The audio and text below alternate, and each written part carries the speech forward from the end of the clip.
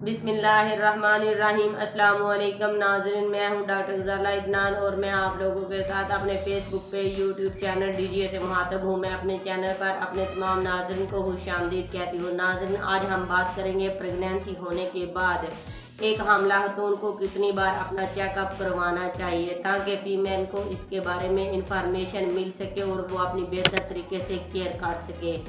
वो फीमेल जिनको अभी अभी पता चला है कि उनको प्रेगनेंसी है, इस प्रेगनेंसी से पहले जो उनको प्रेगनेंसी हुई थी इसमें उनकी कंडीशन नॉर्मल थी, किसी किस्म का कोई मसला नहीं बना, या फिर उनकी फर्स्ट प्रेगनेंसी है, उनको डॉक्टर के पास फौरी तौर पर जाने की कोई ज़रूरत नहीं, बस वो 4 हफ्ते तक नॉर्मली घर पर रहें और फोलिक एसिड टैबलेट इस्तेमाल करती रहें।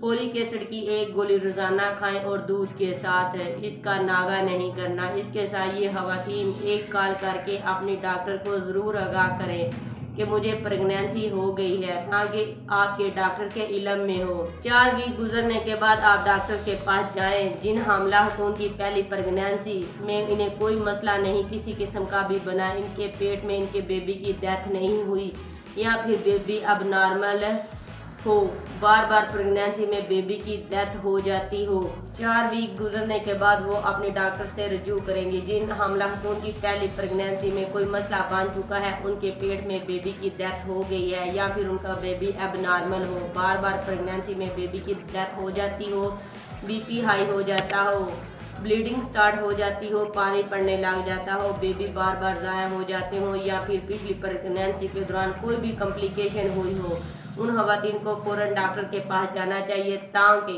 उन खवातीन का चेकअप करके बनने वाले मसले का स्टार्ट में ही ट्रीटमेंट कर दिया जाए। उनको इंतज़ार नहीं करना चाहिए। वो फीमेल जिनकी पिछली प्रेगनेंसी ठीक हुई हो, उसमें कोई किसी किस्म का मसला ना हुआ हो, 4 हफ्ते गुजरने के बाद अपने डॉक्टर से चेकअप के लिए उनके क्लिनिक पर विजिट करें। उनका अल्ट्रासाउंड किया जाएगा ताकि चेकअप करके मालूम किया जा सके बेबी सैग ठीक है या नहीं, हार्ट बीट है या नहीं, बेबी सैग सिंगल है या फिर ट्विंस प्रेगनेंसी है।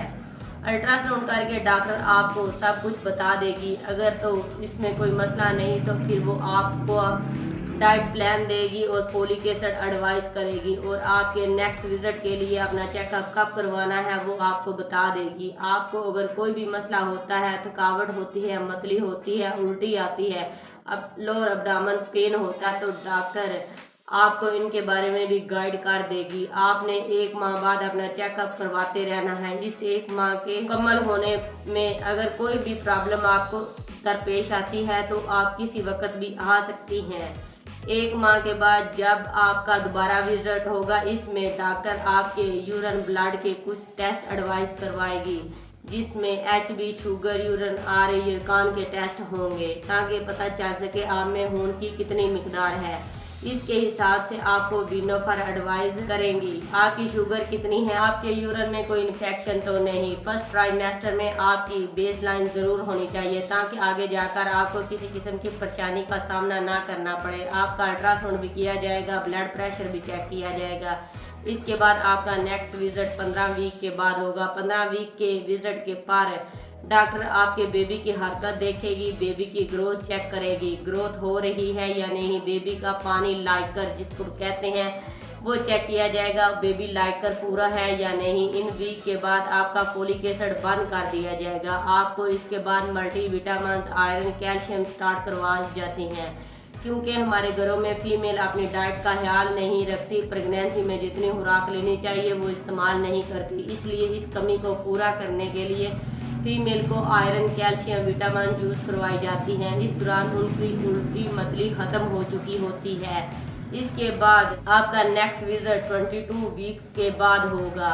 इसमें बेबी की हेल्थ, इसकी मूवमेंट के बारे में मुकम्मल तौर पर पता चल जाएगा। जेंटल बेबी का भी पता चल जाता है, लेकिन बहुत से डॉक्टर बेबी जेंटल फौरी तौर पर फीमेल को बता देते हैं। ऐसा नहीं करना चाहिए क्योंकि बाज़ दफ़ा बेबी जेंटल में मिसिंग भी हो जाती है, जिससे फिर मसले बन जाते हैं। इस दौरान रेडियोलॉजिस्ट से स्कैन ज़रूर करवाना चाहिए ताकि बच्चे की बनावट के बारे में पता चल सके। इसको कोई पैदाइशी नकाश तो नहीं है इस स्कैन के लिए आपको डॉक्टर रेडियोलॉजिस्ट के पास भेजेगी। इससे बेबी की सारी बॉडी का पता चल जाता है, बेबी की लेंथ का पता चल जाता है, लंबी हो रही हैं हड्डियां बेबी की या नहीं। 22 वीक्स के बाद डॉक्टर के पास नेक्स्ट विजिट कब होगा, इसके बारे में आने वाली वीडियो में बताऊंगी। आज की वीडियो काफ़ी लंबी हो गई है।